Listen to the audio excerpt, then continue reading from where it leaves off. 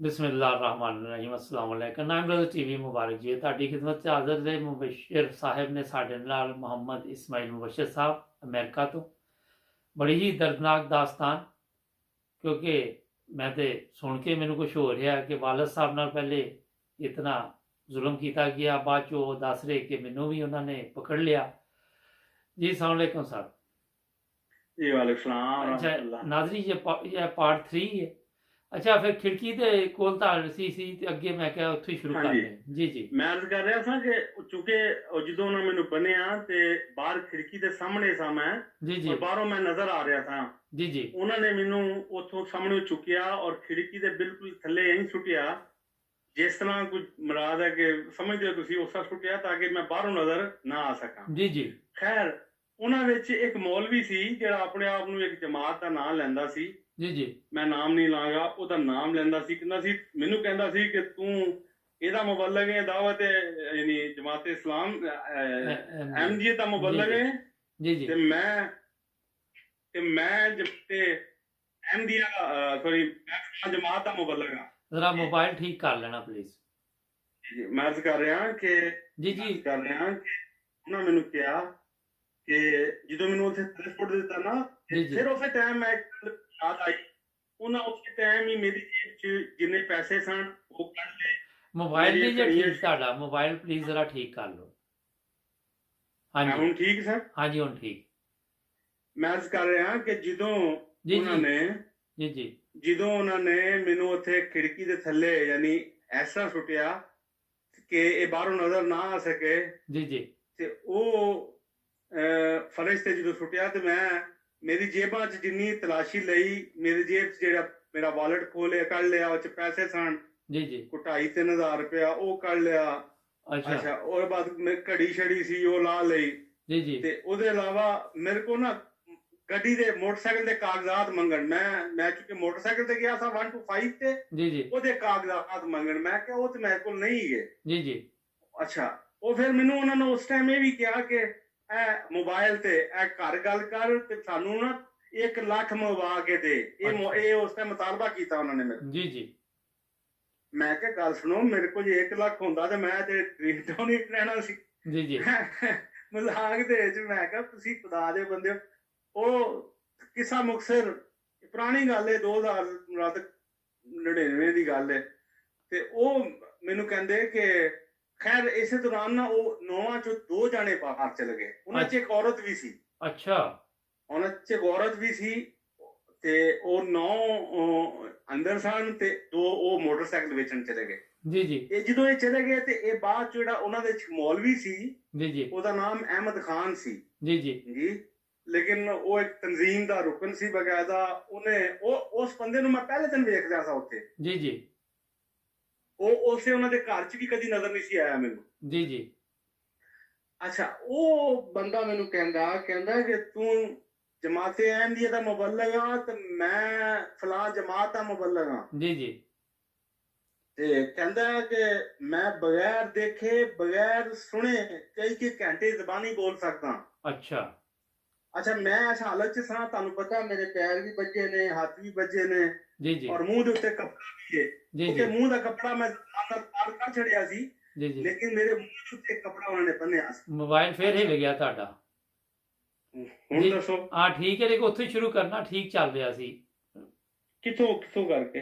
ਕਿ ਮੂੰਹ ਦੇ ਵਿੱਚ ਕਪੜਾ ਸੀ ਉੱਥੇ ਹੀ ਸ਼ੁਰੂ ਕਰਨਾ ਹਾਂਜੀ ਜੀ ਜੀ ਮੂੰਹ ਦੇ ਵਿੱਚ ਜਦੋਂ ਕੱਪੜਾ ਸੀ ਉਹ ਤੇ ਮੈਂ ਜ਼ਬਾਨ ਨਾਲ ਬਾਹਰ ਕੱਢ ਦਿੱਤਾ ਲੇਕਿਨ ਮੇਰੇ ਮੂੰਹ ਦੇ ਉੱਤੇ ਕੱਪੜਾ ਹਜੇ ਵੀ ਉਹਨਾਂ ਨੇ ਬੰਨਿਆ ਸੀ। ਜੀ ਜੀ ਅੱਛਾ ਖੈਰ ਉਹ ਮੈਨੂੰ ਇਹ ਕਹਿੰਦਾ ਕਿ ਮੈਂ ਆਲਮ ਆ ਔਰ ਕਈ ਘੰਟੇ ਜ਼ਬਾਨੀ ਬੋਲ ਸਕਦਾ। ਜੀ ਜੀ ਉਹਨੇ ਉੱਥੇ ਇੱਕ ਤਕਰੀਰ ਕੀਤੀ ਮੇਰੇ ਉੱਤੇ। ਤਕਰੀਰ ਦਾ ਮੌਜੂ ਇਹ ਸੀ हजरत बिलाल ने जब अजाने सहर न दी कुदरत खुदा की देखो ना मुतलक सहर हुई।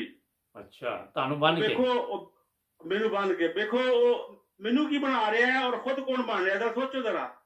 ਵਾਹ उन्हें 15-20 मिनट की उत्थे तकरीर की ਜੀ ਜੀ और वो तकरीर का मौजू ये सी ਜੀ जी कि हजरत बिलाल ने अच्छा हूँ अपने लोग मेनू की बना रहे थे सोचो जरा। मैं क्या सदके जावा तेरे दिल च सोच रहा मैं क्या जी तेरा इलम का मैं पैमाना वेख रहा जी जी पर खैर वो जो ਇਹ ਗੱਲਬਾਤ ਖਤਮ ਹੋਈ ਤੇ ਉਹਨਾਂ ਨੇ ਜਦੋਂ ਮੁਤਾਲਬਾ ਸ਼ੁਰੂ ਕੀਤਾ ਤੇ ਉਹ ਤੁਹਾਨੂੰ ਦੱਸਿਆ 1 ਲੱਖ ਰੁਪਏ ਦਾ ਕਿ ਵੀ ਇਹ ਪੈਸਾ ਮੰਗਵਾ ਦੇ ਕਰੋ। ਜੀ ਜੀ ਤੇ ਮੈਂ ਉਹਨਾਂ ਨੂੰ ਦੱਸਿਆ ਮੇਰੇ ਕੋਲ ਤਾਂ ਪੈਸਾ ਕੋਈ ਨਹੀਂ, ਮੇਰੇ ਕੋਲ ਤਾਂ ਇਹ ਜਿਹੜੇ ਤੁਸੀਂ ਖੋਲੇ ਨੇ ਇਹੀ ਮੇਰੇ ਕੋਲ ਸੀ ਜੀ ਜੀ ਤੇ ਮੇਰੇ ਕੋਲ ਤਾਂ ਹੋਰ ਸ਼ੈ ਹੀ ਕੋਈ ਨਹੀਂ। ਜੀ ਜੀ ਤੇ ਤੁਸੀਂ ਖੈਰ ਇਹ ਗੱਲ ਵਕਤ ਬਦਲਦਾ ਗਿਆ। ਇਹ ਦੁਪਹਿਰੇ 2 ਵਜੇ ਦਾ ਵਾਕਿਆ ਹੈ। ਅੱਛਾ, ਮੋਬਾਈਲ ਫਿਰ ਤੁਹਾਡਾ ਹਿੱਲ ਗਿਆ ਜੀ। ਹੁਣ ਠੀਕ ਹੈ। ਹਾਂਜੀ, ਦੁਪਹਿਰ 2 ਵਜੇ ਦਾ ਵਾਕਿਆ ਅੱਗੇ। ਦੁਪਹਿਰ 2 ਵਜੇ ਦਾ ਵਾਕਿਆ ਜਦੋਂ ਉਹਨਾਂ ਮੈਨੂੰ ਬੰਨਿਆ ਜੀ ਜੀ ਗੁਜ਼ਰ ਰਿਹਾ ਇਸੇ ਦੌਰਾਨ ਹੀ ਮੈਨੂੰ ਉਹ ਨਾ ਕਹਿਣ ਲੱਗ ਪਏ ਕਿ ਜੀ। ਅੱਜ ਨਾ ਤੈਨੂੰ ਅਸੀਂ ਮਾਰ ਦੇਣਾ ਹੈ, ਅੱਛਾ ਅੱਜ ਤੈਨੂੰ ਅਸੀਂ ਮਾਰ ਦੇਣਾ ਹੈ ਔਰ ਮਾਰ ਕੇ ਤੇਰਾ ਜਿਹੜੀ ਤੂੰ ਹੈ ਕਰਨਾ ਨਾ ਤਬਲੀਗ, ਜੀ ਜੀ ਜਿਹੜਾ ਕਰਨਾ ਤੇਰਾ ਅੱਜ ਸਭ ਕੁਝ ਖਤਮ ਕਰਨਾ ਤੇ ਫਿਰ ਅਸੀਂ ਤੇਰੇ ਬੱਚਿਆਂ ਨੂੰ ਮਾਰਨਾ ਹੈ। ਅੱਛਾ ਇਹ ਉਹਨਾਂ ਨੇ ਮੈਨੂੰ ਕਹਿਣਾ ਸ਼ੁਰੂ ਕਰ ਦਿੱਤਾ। ਮੇਰੇ ਦਿਨ ਚ ਉਸ ਟਾਈਮ ਤੇ ਕੋਈ ਗੱਲ ਮੈਂ ਕਿਹਾ ਦੇਖੋ ਜਿਸ ਦੀ ਮੈਂ ਬੈਦ ਕੀਤੀ ਹੈ ਨਾ ਜੀ ਜੀ ਉਹਨਾਂ ਦੇ ਵਿੱਚ ਕੁਝ ਬੈਦ ਕੁਨਿੰਦਾ ਵੀ 2 ਸਾਹਮਣੇ ਮੌਜੂਦ ਸਨ।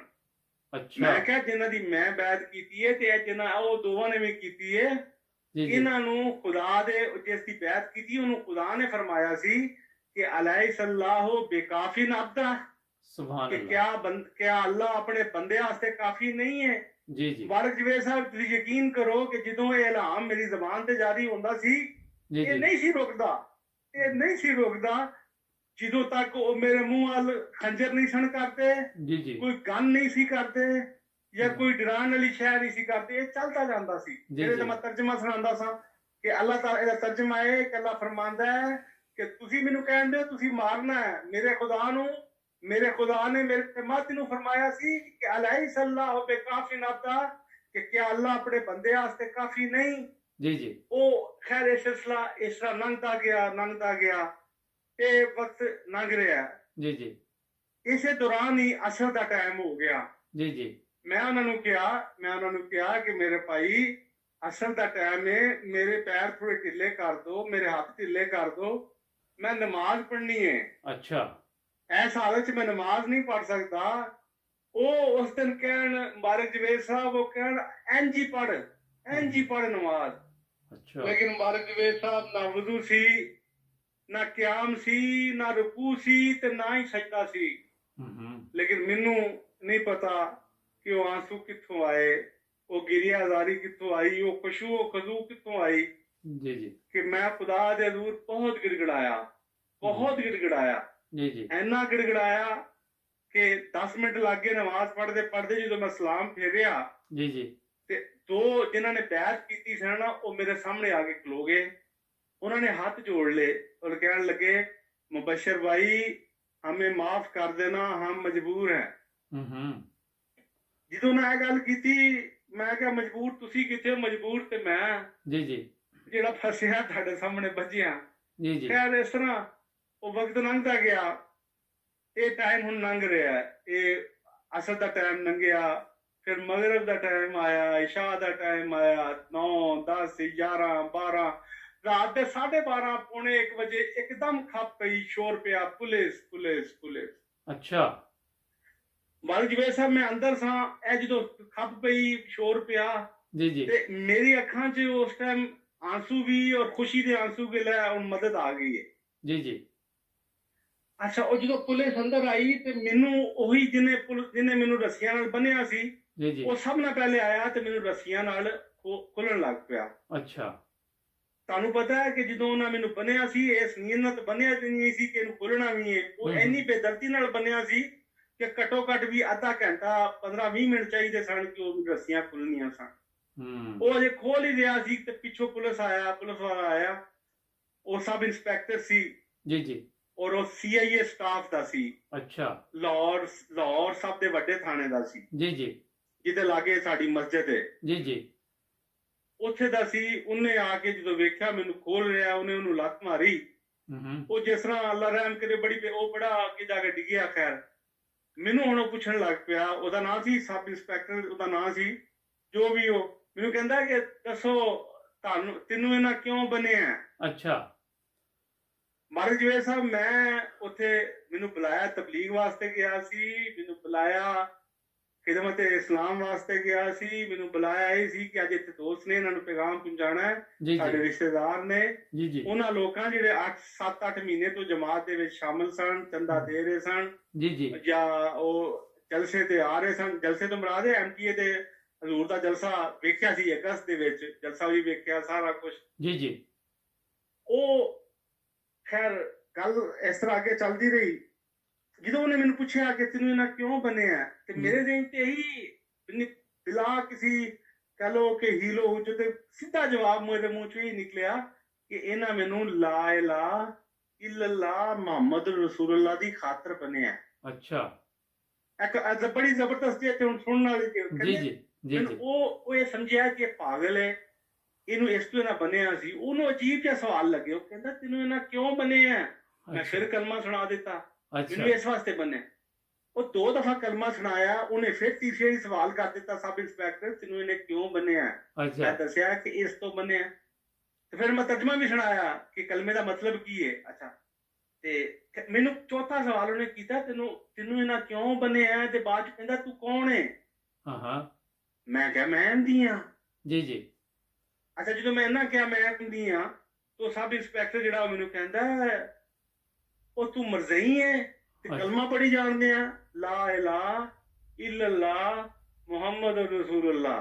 ਉਸ ਟਾਈਮ ਯਕੀਨ ਦੀ ਕੈਫੀਅਤ ਇਹ ਸੀ, ਜੀ ਉਹ ਜੀ ਸ਼ਕਲ ਯਕੀਨ ਦੀ ਕੈਫੀਅਤ ਇਹ ਸੀ ਕਿ ਮੈਂ ਕਿਹਾ ਖੁਦਾ ਨੇ ਤੈਨੂੰ ਭੇਜਿਆ। ਇਹਨਾਂ ਨੂੰ ਦਿਲ ਦੇ ਵਿੱਚ ਮੈਂ ਗੱਲ ਕੀਤੀ ਕਿ ਖੁਦਾ ਨੇ ਤੈਨੂੰ ਭੇਜਿਆ ਮੇਰੀ ਹਿਫਾਜ਼ਤ ਵਾਸਤੇ, ਜੀ ਜੀ ਤੂੰ ਮੇਰਾ ਕੁਝ ਨਹੀਂ ਵਿਗਾੜ ਸਕਦਾ। ਜੀ ਜੀ ਤੇ ਮੈਂ ਜਦੋਂ ਕਲਮਾ ਸੁਣਾਇਆ, ਉਹਨੂੰ ਦੱਸਿਆ, ਉਹਨੇ ਨਾਲ ਹੀ ਫਿਰ ਅਗਲਾ ਸਵਾਲ ਕਰ ਦਿੱਤਾ। ਮੈਨੂੰ ਕਹਿੰਦਾ ਮਿਰਜ਼ਾ ਸਾਹਿਬ ਦੇ ਨਾਲ ਅੱਲਾਹ ਤਾਲਾ ਮਾਫ ਕਰੇ, ਰਹਿਮ ਕਰੇ, ਉਹਨੇ ਮੂੰਹ ਚ ਕਲਮਾਤ ਬਕਵਾਸੀਆਤ ਕੀਤੀ। ਨਾਲ ਹੀ ਮੈਨੂੰ ਕਹਿੰਦਾ ਤੈਨੂੰ ਪਤਾ ਤੇਰਾ ਮਿਰਜ਼ਾ ਕਿੱਥੇ ਫੌਤ ਹੋਇਆ ਸੀ? ਇਹ ਸਵਾਲ ਉਹਨੇ ਕੀਤਾ। ਜੀ ਜੀ ਜਦੋਂ ਨੇ ਇਹ ਸਵਾਲ ਕੀਤਾ, ਮੇਰੇ ਕੋਲ ਰਿਹਾ ਨਾ ਗਿਆ। ਮੈਂ ਕਿਹਾ ਤੁਸੀਂ ਨਾਲ ਸੋ ਦੋ, ਜਦੋਂ ਹਜ਼ਰਤ ਮਿਰਜ਼ਾ ਸਾਹਿਬ ਦੀ ਵਫਾਤ ਹੋਈ ਤੁਸੀਂ ਨਾਲ ਸੋ। ਅੱਛਾ, ਇਸੇ ਦੌਰਾਨ ਜਿਹੜਾ ASI ਸੀ, ਉਹਦਾ ਨਾਂ ਸੀ ਚੌਧਰੀ ਗਫੂਰ, ਉਹਦੇ ਲਾਗੇ ਆਇਆ ਔਰ ਉਹਨੂੰ ਉਹ ਕਹਿ ਰਿਹਾ, ਕਹਿੰਦਾ ਚੌਧਰੀ ਇਹ ਮਰਜ਼ਈ ਹੋ, ਅਸੀਂ ਕਿੱਥੇ ਆ ਗਏ ਆ? ਜੀ ਜੀ ਉਹ ਕਹਿੰਦਾ ਛੱਡ, ਉਹ ਜਿਹੜਾ ASI ਹੈ ਉਹਨੂੰ ਕਹਿੰਦਾ ਸਬ ਇੰਸਪੈਕਟਰ ਨੂੰ, ਤੁਸੀਂ ਛੱਡੋ ਇਸ ਗੱਲ ਨੂੰ, ਤੁਸੀਂ ਵੇਖੋ ਆਪਣੀ ਪ੍ਰਮੋਸ਼ਨ ਵੇਖੋ। ਅਫਸੇ ਬੇਜਾ ਅਗਵਾ ਬਰਾਏ ਤਵਾਨ ਮੋਟਰਸਾਈਕਲ ਐਂਟੀ ਲਿਫਟਿੰਗ, ਉਹਨੇ ਕੋ 7-8 ਦਫਾ ਸੁਣਾਈਆਂ। ਜੀ ਜੀ ਜਦੋਂ 7-8 ਦਫਾ ASI ਨੇ ਆਪਣੇ ਸਬ ਇੰਸਪੈਕਟਰ ਨੂੰ ਸੁਣਾਈਆਂ, ਜੀ ਜੀ ਉਹਦੀ ਅੱਖਾਂ ਦੇ ਅੱਗੇ ਚਰਬੀ ਆ ਚੁੱਕੀ ਸੀ ਔਰ ਮੈਂ ਓਏ ਤੂੰ ਤਾਂ ਤੋਂ ਮੁਬਸ਼ਰ ਸਾਹਿਬ ਹੋ ਚੁੱਕਿਆ ਸਾਂ। ਅੱਛਾ, ਇਹ ਵਾ ਕਿ ਪਾਰਟ 3 ਵੀ ਸਾਡਾ ਨਾਜ਼ਰੀਨ ਖਤਮ ਹੋ ਰਿਹਾ, ਪਾਰਟ 4 ਚ ਵੀ ਅੱਗੇ ਮੁਬਸ਼ਰ ਸਾਹਿਬ ਨਾਲ ਗੱਲਬਾਤ ਜਾਰੀ ਰਹੇਗੀ। ਔਰ ਜੁੜੇ ਰਹੋ 9 ਬ੍ਰਦਰਜ਼ TV ਦੇ ਨਾਲ, ਸਬਸਕ੍ਰਾਈਬ ਕਰਨਾ ਨਾ ਭੁੱਲਣਾ। ਮਿਲਨੇ ਬ੍ਰੇਕ ਤੋਂ ਬਾਅਦ।